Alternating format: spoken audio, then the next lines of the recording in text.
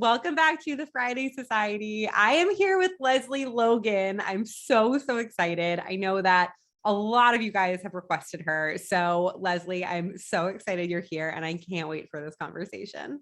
Oh, it's so fun. Who doesn't want to be on a wish list? Like, that's really amazing. Right? Thanks for You came having up me. like 4 times recently and I was like, I'm getting her. Don't worry. Wow. Thanks, everyone. Words of affirmation in my love language. So feeling super good. Amazing. I mean, you've been in the industry for a long time, right? Like how long now? I've been teaching since 2008 and I've been coaching people on their business since 2010. So Okay. yeah, That's a long time. That's like pre-Instagram. it is. It really was. I feel like it's a good way to sort. It's like, Yeah. BC, right? It's like BI for Yeah. Instagram. Oh my God. We should make that a thing. Like I started, but BI. It's like, I don't know. It's like if you could, I don't know, it's cool. Okay. Can you introduce yourself to our listeners if they aren't already familiar with you? Where are you? What do you do? Give us all the things. Yeah. Well, first of all, hello. It's nice to meet all of you. And to those who requested, thanks so much. I'm Lesley Logan. I am a Pilates instructor, breathwork, mindset, habits coach, and fitness business coach. I am now located in Las Vegas. It's a little weird to say because I lived in LA for 14 years. So some of you might be surprised that I'm in Las Vegas. And trust me, my husband and I were definitely surprised that we moved and that we love it so much. But I am the founder of onlinepilatesclasses.com and Profitable Pilates. And yeah, I mean, like we can dive into every one of those things, but I'm also the host of the Be It Till You See It podcast. So there's that as well. Amazing. Amazing. And we'll link all of that stuff in the show notes.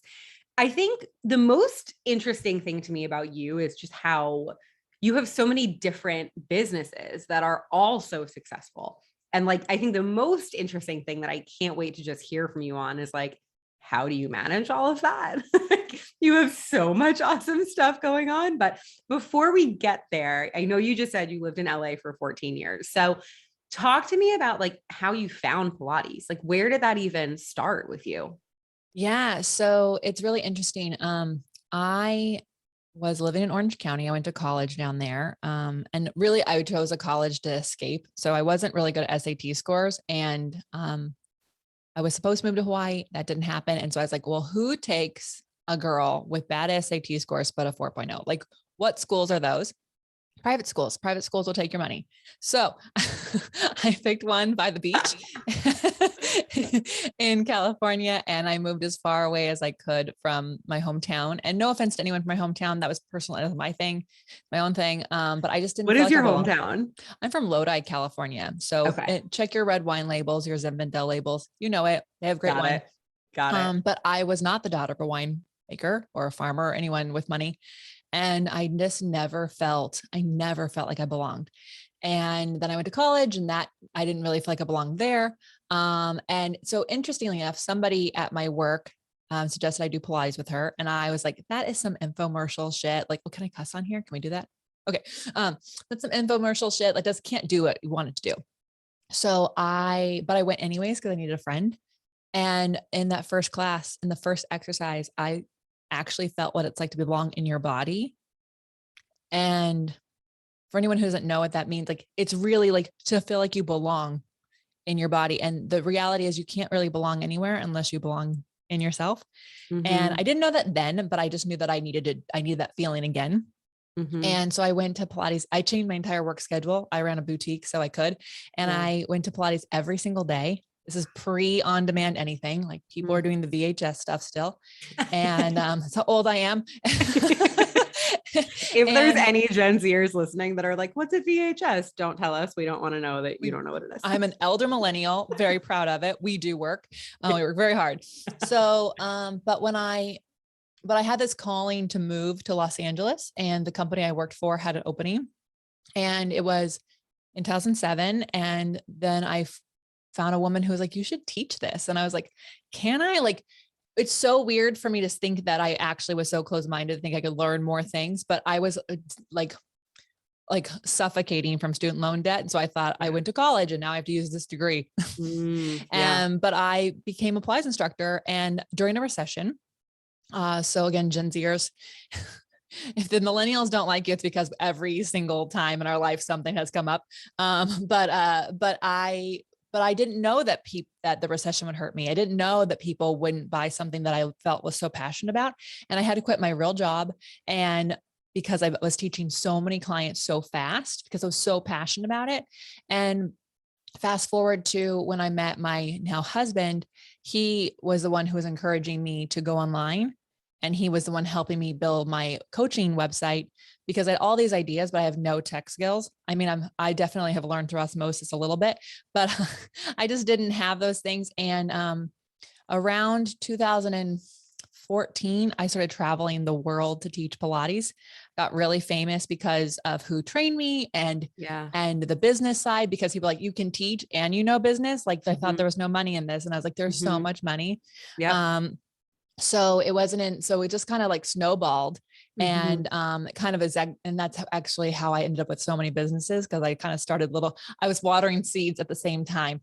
That's not something we promote anymore. We definitely want you to go a mile deep on one, but at any rate, like everything happens the way it's supposed to. And when you get to look back at your life and you get to see that's the domino effect that was happening.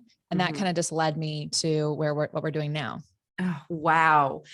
Okay. So one of the biggest things that I've always noticed is, I mean, profitable Pilates and online Pilatesclasses.com.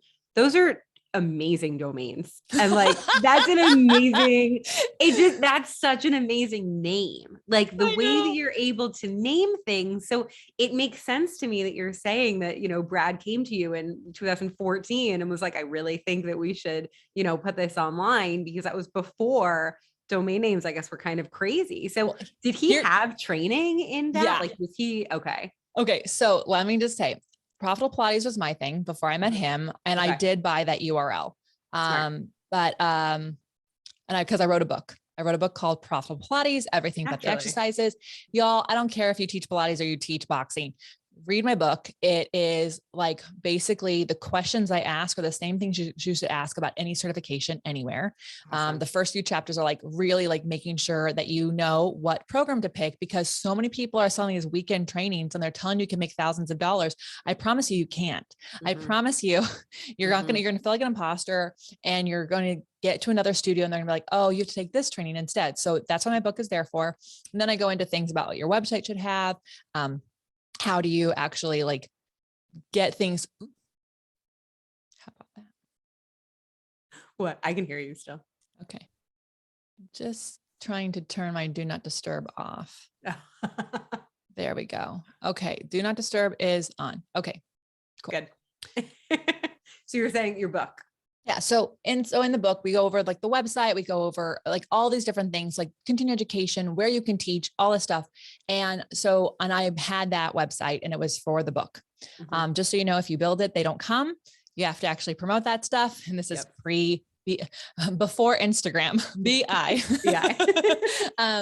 And then, but with online Pilatesclasses.com, this is what's really crazy. This is why you should never, ever underestimate anything you do, everyone, or like think that the names will be taken, because let me just tell you, we bought that domain 4 years ago. It was still out. It was still sitting there. So, my website used to be called LesleyLoganPilates.com. And that felt very limiting. Because if I think about like what I want to do in the future, all these different things, it kind of limited me to LesleyLoganPilates.com. Yeah. And my husband and our now project manager, she was just working for us for 5 hours at the time, part-time, like doing audit and editing stuff. They were doing some SEO stuff and they were Googling like, what are the top searches around Pilates? Pilates classes online was the top search. So they're in GoDaddy and they're just playing around with URLs. And wouldn't you know it, online Pilatesclasses.com was just sitting there. Oh, wow. So we only don't think your idea has been taken because my friends own the other massive online Pilates platforms and none of them, they bought a bunch of URLs around their name and they didn't buy that one. So like, that's just how you know things are like meant to happen for you. They're like, it's sitting there. It was just being protected for me. Yeah. Wow. That's fascinating that it was only 4 years ago. I know. That it feels like one of those URLs that I'm like, oh yeah, surely that was like 1996 or something. Like it just feels like one of my, well, because I can't get LesleyLogan.com. Cannot. It's available. Wow. It's sitting there. It's not being used. There was an author from Scotland for like when I was LesleyLogan.com has been gone since I was a child, because for whatever reason, as a kid, I was like, oh, I want to have my own website. Smart. I don't know why I thought that, but I born couldn't buy entrepreneur. it. That's why I was a born entrepreneur. And so we have tried to give them money and not we have even hired people to buy the domain from whatever the estate is, and no one will return our emails. Like I've tried giving them thousands of dollars. So that's why. Wow. So I've been very lucky in some ways, and I can't get my own name. Yeah. That's so funny. I know somebody's been holding hostage foreverfriday.com too, and it's nothing. And they want to charge me like $10,000. And I'm like, no. No. You know what? Keep working on it, because our friends, my yoga teacher is able to buy that's not yoga.com. And then the person who had the Instagram handle was like not using it and holding it hostage. Yeah. And every once in a while they go, hey man, we'll pay you for this. Hey man, finally they got it for a few $100. Like wow, you just like, you just get someone on a random day. They're like, just take it. Yeah. You need the money. Okay, mate, that's smart. I'm going to keep trying. Okay. So let's go back to when you had graduated from your teaching program and you were, teaching a bunch of people all over the place. What was your sweet spot? What was your favorite sort of thing to coach people on in Pilates? Like, who was your favorite client? Not like actual person, but like type of person. Like, what did your business look like then? Well, because I just really wanted to teach everyone. Mm-hmm. I kind of took I got a lot of referrals from other teachers. They gave me all the clients I didn't want, which is so an interesting thing. But my first clients were at the time, they were 50, 60 and 62, I want to say. Yeah. Cause I had them for 12 years. So, wow. The pandemic is what ended that relationship actually. Wow. But I loved them, but they were not, I was like, I do not want to teach more. This is a lot. Like when people are older and they didn't start working out younger, there's just a lot. Now it's a lot to take on. It is, but also like I used to work out next to a woman who is 82 and doing some of the same Pilates moves as me. So if you start young, it's endless, right? But so for my new teaching abilities, they were a real struggle for me because I'd keep researching, like, what can I do? What can I do? And now like I could take anybody, but my favorites were the trainers. I loved teaching the trainers so much. And I taught them, they weren't necessarily clients, but I wanted their clients. So I kept training them, teaching them so they would refer me clients. And then that ended up leading me into, I was the Pilates coach for an elite running team. Awesome. And so I was training marathon runners and like further distance runners. And that was so fun. So I did love, obviously I love my ladies. I love my mamas. I had a lot of them because I think what made me happy to teach them is that I could kind of give them advice based on like what I didn't love as a child from my mom. I was like, here, let me help you out with that situation. How about, and then also moms and women in general are so unlikely to give to themselves first.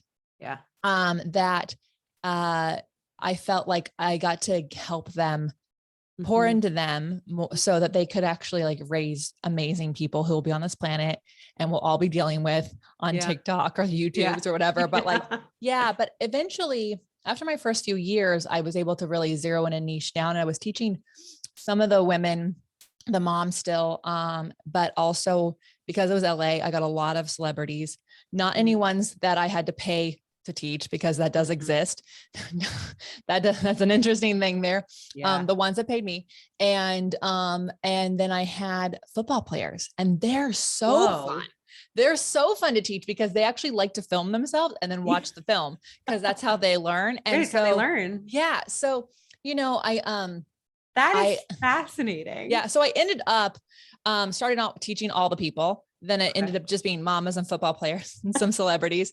And then my final years, teaching in person were a lot of teachers, a lot of teachers. Okay. Yeah. A lot of Pilates teachers. And then is that when Profitable Pilates sort of really came to be one of your main focuses? So Profitable Pilates became one of our largest income streams back in 2016 is when I started to focus on that being an income stream and I started offering coaching calls. So I released my book in 2013 and I was doing workshops around the world. And then in 2016 is when I was like, I'm going to make going to make a membership site like the New York Mhm. Times. And I'm going to have blog posts that have information that you can see a little bit, but you have to pay to see the rest. That's what Yeah. everyone was doing. Now it's every magazine does. Before then I was like, what are you doing charging me to read a blog? Like this will be a thing someday. Yeah. Anyways, no one bought it. So I had to like go back to the drawing board and I started doing Yeah. webinars, and I would do one a month, and those were selling like 50 to 60 people were coming. I was charging $75 for those. And so that's a lot of money if you think about just like a 1 hour of work and a little bit of Instagram marketing. And then it led into, in 2018 is when I launched Agency, which is my coaching membership.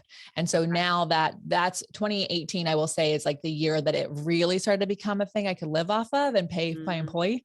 And then 2020 is when it's its full blown own vertical that has its own team and all the things.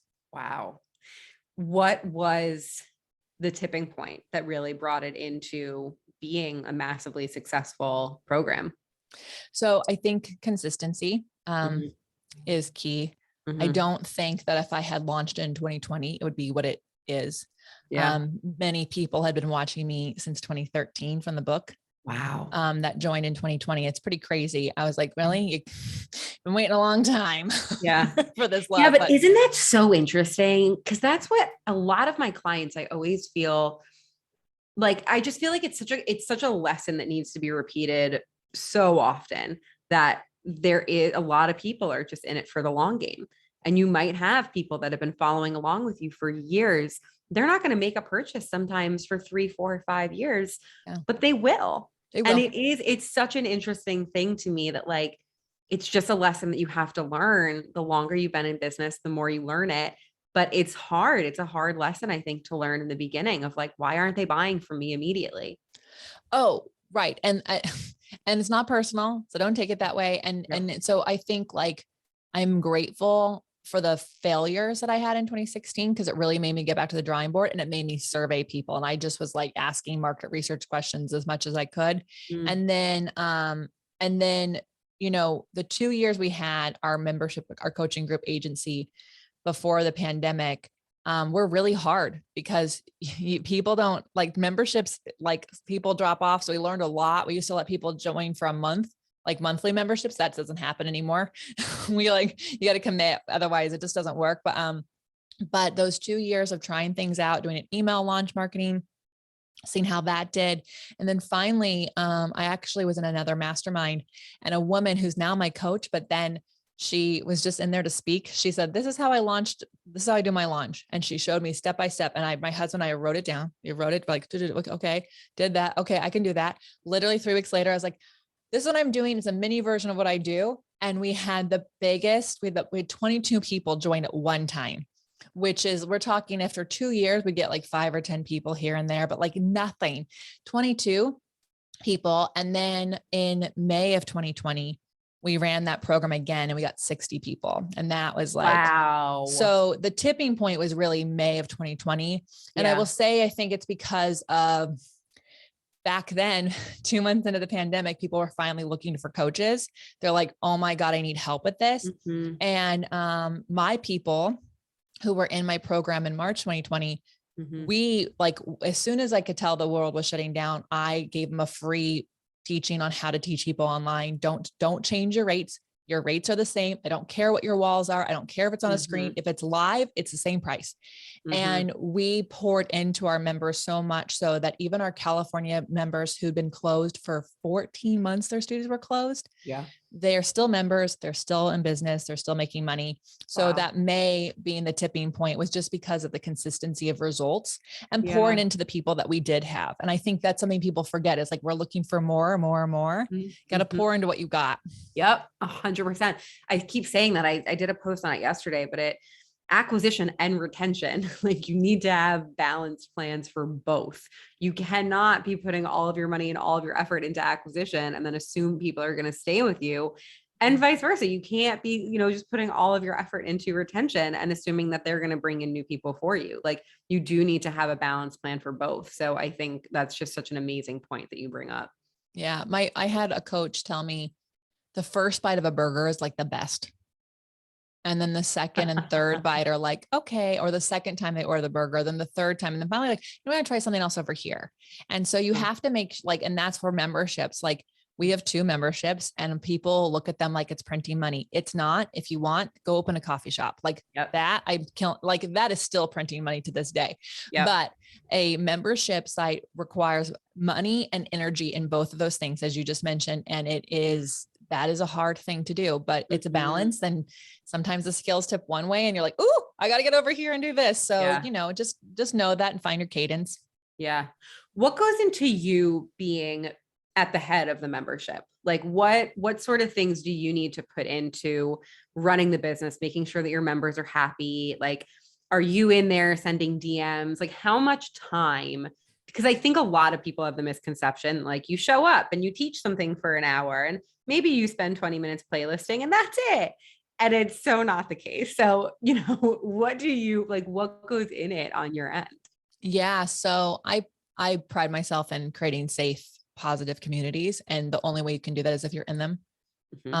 And so, with OPC, that's what I call onlinepilatesclasses.com. And our members love to go, me. I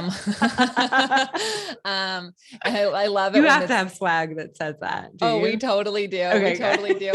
And I have there's some members in there who have been doing Pilates since Joseph Pilates' second studio. So the studio after he died, the people that started one, like I have those types of people and they're like, yeah, me. I'm like, they don't know the music video, clearly. Bless their souls. But I love them. So with OPC, I do have a team. I think it's really important because people are like, how do you do it all? We just hired 2. So we're at like 24 people now, 23 or 24 people on a team between all 3 brands. So I don't do a lot of the things that that get people hung up. And yes, that means that I had to make some money, but that a lot of our profit margins right there are going into the team because that's how you grow. So with OPC, I do have to create the class plans and then I have to make the classes and that takes a lot of time. I did just bring on 3 new teachers because I wanted to continue to grow that membership and I wanted women to see themselves in somebody as a teacher. So we have a 6-foot tall teacher with pink hair and tattoos. And we have a teacher who calls herself the fat Pilates teacher. She's a bigger bodied person. And I love that because even though I believe that Pilates is for everybody, I know that people looking at me might go, yeah, right. You don't know what it's like to be me. Yep. And then we have a woman of color and I'm hoping to bring on a couple other people of different demographics as we grow. And that just requires more members for us to do that, but we will. So I manage them and what their content classes are. And then I create my own content and then I engage with the members in the members only group every day. So yes, on a day off, I don't have to go in there, but I do make sure that there's not a post that is put up there that I haven't liked and commented on.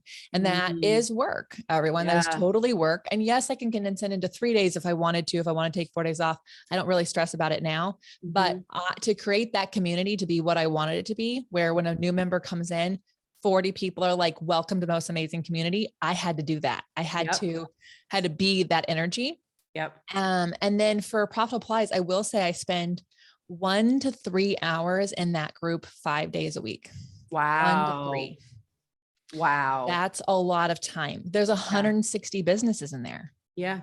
And it doesn't matter what your membership level is. I check on you every week. That's what we said. That's what we said I do. Now, if you post a comment in one of the main channels, great, done. I checked on you. But if you didn't, at the end of the week, I have a list and I go through the list and like, where are you? How you doing?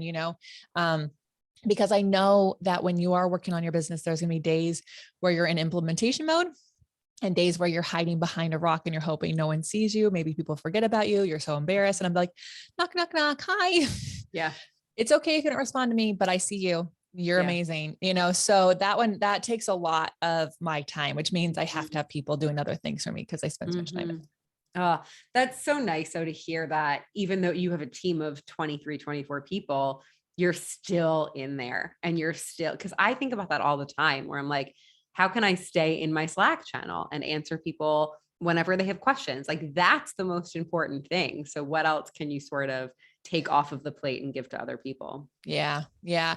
And that requires trust. And and also really understanding your brand and what the needs are, but also like, when it was just me and it was just 60 members, I was like probably micromanaging things a little bit too much. Yeah. And so when it grew almost, it like doubled overnight in May of Yeah. 2020, I had to go, okay, what's the system? How do we make this happen? How do we make sure everyone feels seen? And you have to play with things.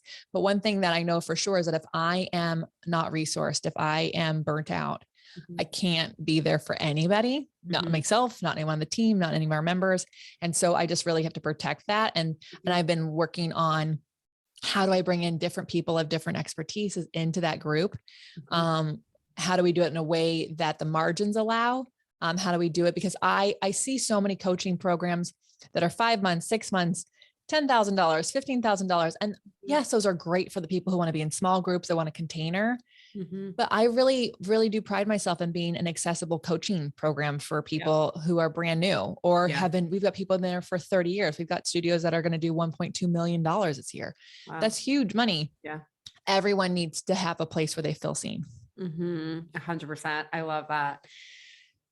Talk to me about some of the growing pains that you had in May 2020. Like when you had this influx of new people, I know you just said like you had to look at your systems. What were the first few things that you were like, okay, I need to fix this and I need to, optimize the way that this thing runs?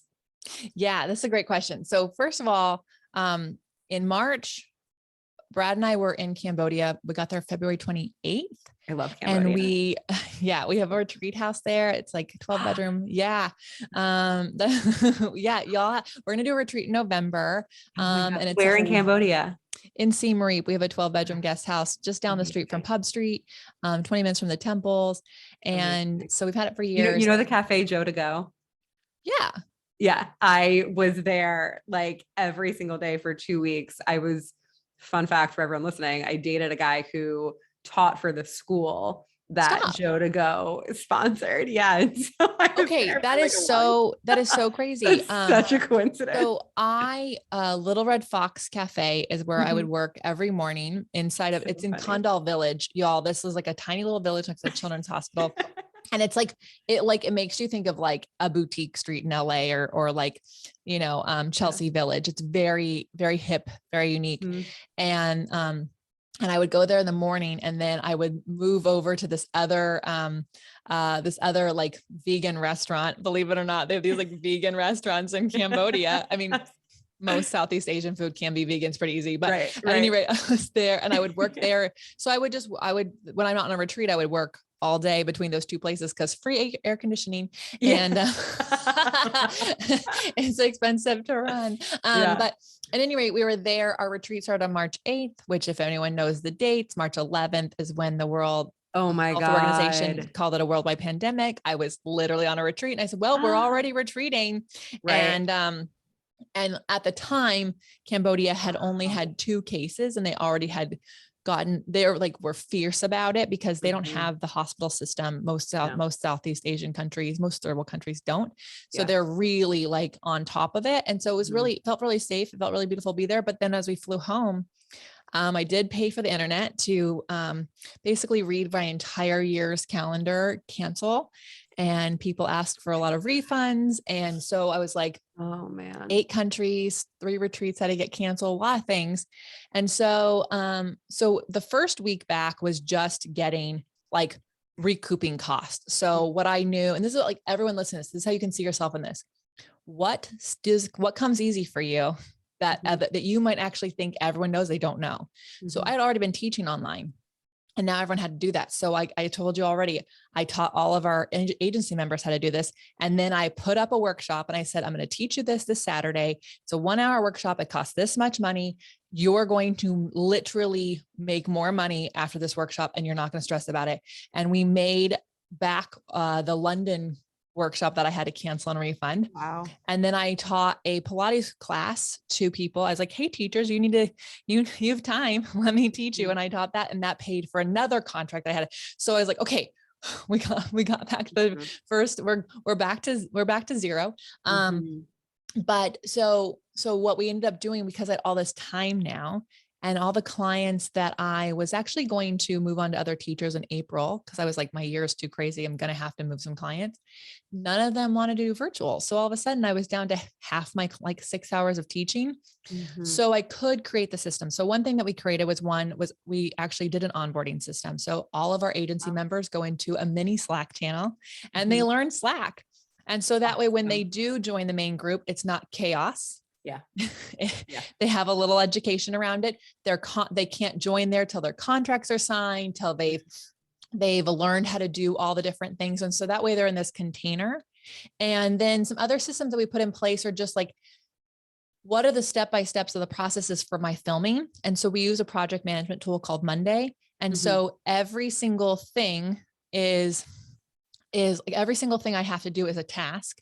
And when I click off, like I film something, it literally lets the editor know, okay, that video is in the cloud. And so he can pull it out. So I don't have to like text Jay, like, hey, you can go edit this now. Like he gets pinged. So we spent a lot of time. It takes a lot off your plate. Yeah. Just different things like that. And so just really tightening things up. And that's the non-sexy stuff. It's really annoying. It's so boring. But now 2 years later, the fact like I take for granted how little I have to talk to anybody about what they have to do. You know what I always like to say though, like how sexy is it once you have the systems in place? It's amazing. You feel like such a boss when when all your things are running themselves and it doesn't require you, and you can like go get a manicure instead of texting Jay and we're waiting for him to answer the phone. You know what I mean? Like, what a sexy thing when all your systems are just a well-oiled machine. So I love, love, love this conversation. Yeah. So my husband is, cause he was, he was the COO of the company. And then in August of 2020, we made him the CEO of all of them because I'm actually not a CEO and proud of it. And so he is like, look at this. He's like, so-and-so has this. I'm like, okay. He goes, and I didn't have to do anything. He like goes, look, it's like, I mean, you have a podcast. We have a podcast board. We have multiple boards because you know, all I want to do is see who I have to interview and then say I interviewed them. Yeah. But there's like 7 other people who have to touch an episode. And so the team used our project, the tool to like cross talk on different boards. And they're like so proud of it. And I'm like, I'm just so grateful that all I do is go recorded. Yeah. That's amazing. Okay. This question has been on the brain and I really have wanted to ask you for a while. So you have, you said 160 small businesses. As someone, you do have a very specific niche. So I'm assuming, those are 160 like Pilates based businesses. Yeah. I have a chiropractor, a couple doulas, there's some other, a nutritionist and a bar instructor, but for the most part, they're mostly Pilates. Yeah. Let's talk about oversaturation. I know a lot of instructors and a lot of studio owners feel it and they get worried about it. I have my own thoughts about it, but what do you feel? Do you feel like oversaturation is real? And how do you sort of coach your business owners around it? Well, maybe I don't know. What do you mean by oversaturation? Like in the market? Like there's too many teachers? There's just too many Pilates and there's too many online Pilates instructors right now. Oh, that belief. That belief. I mean, I understand where that belief comes from. And I will just say like, what a great excuse for you to not do what you're being called to do. And you can live behind that excuse forever. And every single other person's going to agree with you. They're like, oh yeah, there are so many.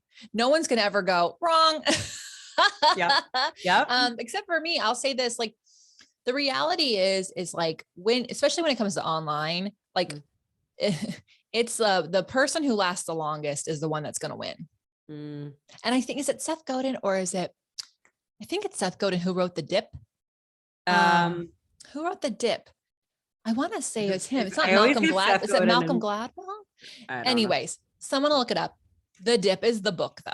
And it basically is that all ideas have been done before. I mean, obviously like now there's cryptocurrency. So there's a couple things, but really it's just money. So all ideas have been done before. All the careers that are out there have been done before. if you can see what the average is of a membership. So even though like maybe your fitness membership is pretty new, it's not. Like, look back at like, what was the point where people got like stopped?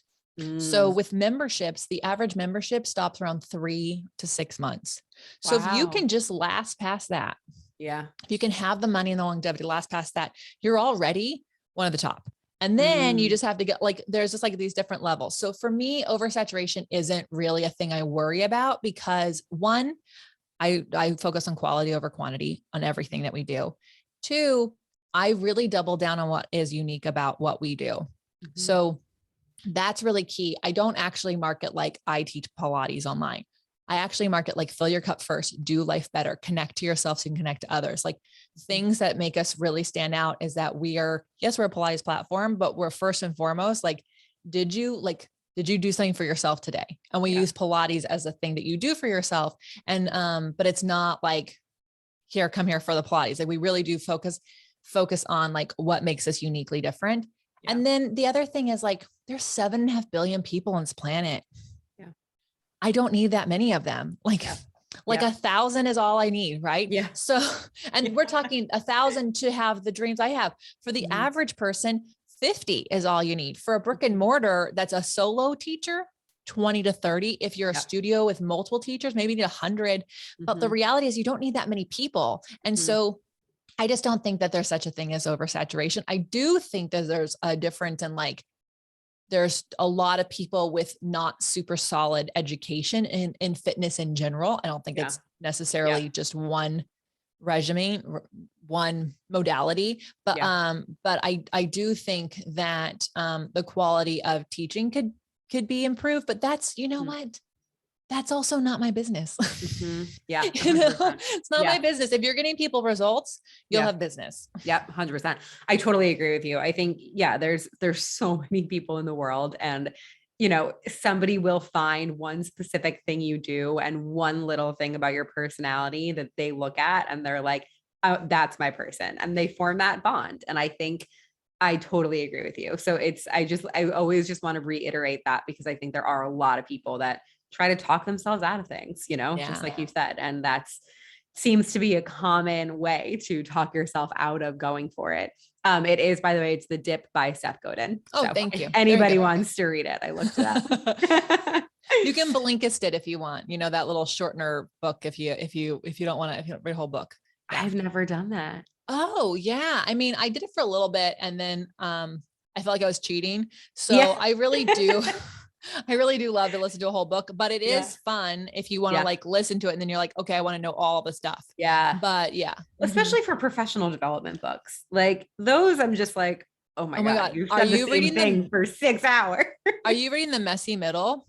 No, I have not read that one. Oh my God. I'm still in the middle of it. I don't know where it is. I don't think I unpacked it for my Christmas trip, but like, it's one of those things you can like read 2 pages and go, okay. Yeah. And it is like a textbook size, textbook hardback. Oh my God. I started reading Expansion. Have you read that? And I was like, it was so dry. Everyone was like, it's the best book for business. And I was like, really? I'm having a hard time getting through it, but it's supposed to be really great and really good for, you know, just learning how to scale authentically. So, okay. Maybe I'll put it on Audible and I'll put it at 1.5 speed. Exactly. Okay. Are you ready to get into some rapid fire questions? Yeah, let's do it.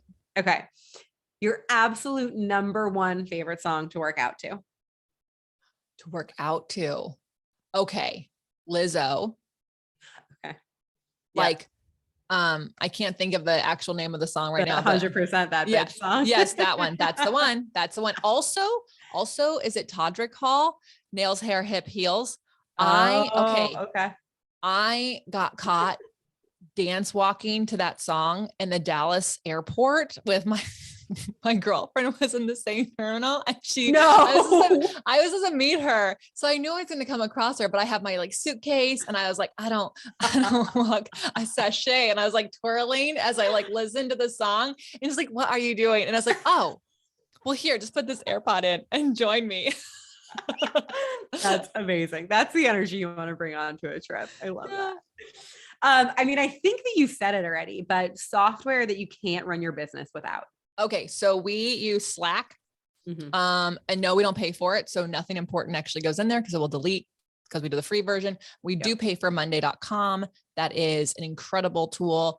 Other software, and like I mean, it doesn't have to be Zoom, but like I love video. I've been FaceTiming people too, but like, because our team doesn't live here, I want to see their faces. So those are my big things. And then you have to have a website. I don't give a fuck what people say. Like, oh, you don't have a website. You can just use the scheduling app. No, Google is real. Okay. And I don't care if you're famous on Instagram. No one is Googling for workouts near them. And Instagram's like, here, check out this person. Right. It's not happening. It's not happening. Even if you geotag yourself, have a website. Even if all of your classes are on an external platform and you think that everything is fine, you still need your own website. Yep. And also just because all these other platforms that you're putting your stuff on, y'all, if you don't own it, you need to have something backed up because platforms are not forever. People, and also servers go down, all these things. So like, we also like, we have all of our stuff on all different servers so that we like nothing, like something can go down and we still have access to something else. Like my husband's the CEO, not me. I love it. This is going to be an interesting one for you. If you could live anywhere in the world, where would it be? Oh, okay. I would love to live in Cambodia most of the time. Wow. I really would. I think that if I can get my studio there, that would probably be the best thing.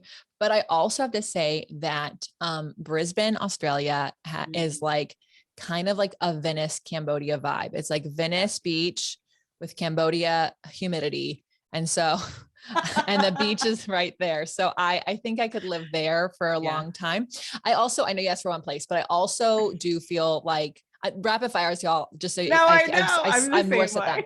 So, I would love to also live in Mexico. I've always wanted to look at San Miguel de Allende because it's a very artist community. And there's just something about Spanish style homes that I just really love. So yeah. Love that. As somebody who loves humidity so much, why did you move to Las Vegas? Dude, I'm dying. We do have a humidifier in our room. We moved to Las Vegas for space. So I went from a 500 square foot apartment. Y'all don't tell me you can't build a business in something small. We built that business. I lived in that apartment for 7 years. Wow. 500 square feet. And in the pandemic, June 2020, we moved to a 5-bedroom home. Wow. Same cost of living. So good. Yeah, I know. Vegas is LA's backyard. So I was just there last weekend. So it's like, I can still go to LA. So easy. Oh, that's amazing. Okay. Advice that you would give your younger self. I would tell her to stop trying to be perfect much earlier. I think I learned that lesson way too late in life. And she was a perfectionist. So I would have told her like, get messy, make mistakes, do it anyway. And also, most importantly, don't give a fuck what people say about you because that doesn't even matter. Yep. Yeah. Love it. All right. Dream job besides what you're doing right now, like something totally outlandish and crazy. Yeah. I actually want to be a lipstick model. And I want to create names for lipsticks. If anyone's listening to this and knows how I can actually do that, I feel like I could do those things in conjunction with what I'm doing right now. But I'm obsessed with lipstick, specifically reds. Don't tell me I can't wear red. There's a red for everyone. And I also want to name them. I need you to find me a red. I feel like I can't ever figure out one. So y'all do some research. I don't get paid by NARS, but I've tried. So NARS is owned by Shiseido. They did a ton of research on colors that any skin tone can wear. And they have 5. And I have seen a woman of color put on the same pink as I put on, and it looks incredible on her. It's a different looking shade than on me, but every single person could wear that pink. It just looked because so there are 5 shades of lipstick that they put together that it doesn't matter what your skin tone is, what color your complexion is, it will look good on you. Now you might look at it and go, no way am I putting that pink on? Yes, you will. And yes, you'll look good. Okay. Amazing. Have you seen, I know this is not rapid fire. What is it? YSL has come out with a lipstick printer. Did you see that? Yeah. Okay. So you buy cartridges. I just saw a TikTok of it the other day. And then what do you put it on your, like a lip, you put it on your lips? So you buy, it's like this big, it's like the size of, a microphone, and you buy cartridges that insert into the bottom of the printer. And then on your phone, you can use a color picker app. So like I could even, yeah. So I was watching this girl and she took a picture of like this one model that she really liked. She like chose the color of her lip that she liked, and then it prints out like a tiny little bit, like enough for a day. And then, but the top part then detaches so you can like bring it with you for the day and keep using that one. Oh my God. I know. This going on my list is a Wild. must need. I have because no idea how expensive it is. I'm But sure it's outrageous, but I have like 40 lipsticks, and I will literally get upset if I can't find them. I'm like, where's Grace? I can't find Grace. And Brad's like, well, I think you can wear Annabelle. I'm like, it's not the same. They're different. I love him. Okay. Last question. One lesson that you took from the pandemic that you want to keep with you. Space Mhm. in your schedule, space in your day, space between things that you're doing. Just like, I think that everyone was trying to put in too much in a day. And I think the more you can space things out, the more you can actually get a bigger picture of what's going on. Oh my God. I love that so much. Okay. Lesley, where can people find you? How can they keep up with you? So if you're interested in Pilates, then onlinepilatesclasses.com. If you are interested in fitness business coaching, profitablepilates.com. And you can find me on Instagram under Profitable Pilates, and my name, Lesley Logan. Amazing. Thank you so much. Or you can listen to this voice if you really liked it and how fast I talk on the Be It Till You See It podcast. How about that? Amazing. We will link all of that stuff in the show notes. Amazing. Thank you so much. This was so much fun. And yeah, just love connecting with you every time. Oh my God. We're going to do this more. This is way too fun. Thank you again, everyone, for listening. And I would love to hear how you use these. Like, what was your takeaway? Tag me, tag Alexa. I think it's really fun to hear how these conversations can inspire people.